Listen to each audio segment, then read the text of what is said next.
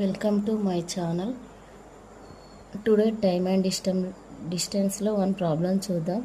Problem is the ratio between the speeds of two trains is 2:5. If the first train covers 400 km in 5 hours, then the difference between the speed of both the trains. ఏమి ఇచ్చిండు మనకు speeds two trains speeds ఇచ్చిండు. First train 400 km in 5 hours ఇచ్చిండు. Then the difference between the both the trains speed difference అని అడిగిండు. Speeds two trains T1 T2 train 1 train 2 speeds ఇచ్చిండు. Speeds ఎంత 2:5.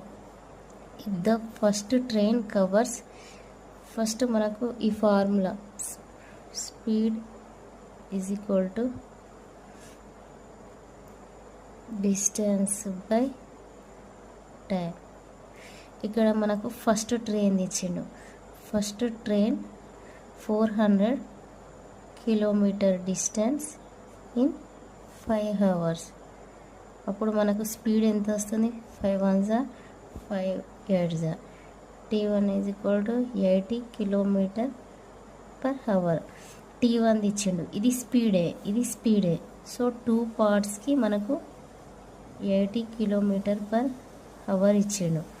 ఇంకా మనం ఏమడిగింది? దెన్ అప్పుడు టూ పార్ట్స్కి 8 అయింది. వన్ పార్ట్కి ఎంత అన్నట్టు 40 కదా. 2 1s 2 4s 0.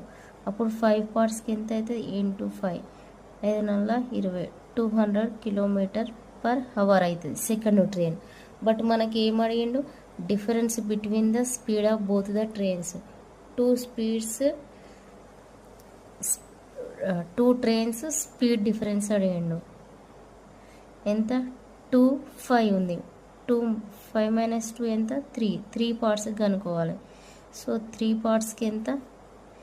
3 × 40 120 km per hour. Answer.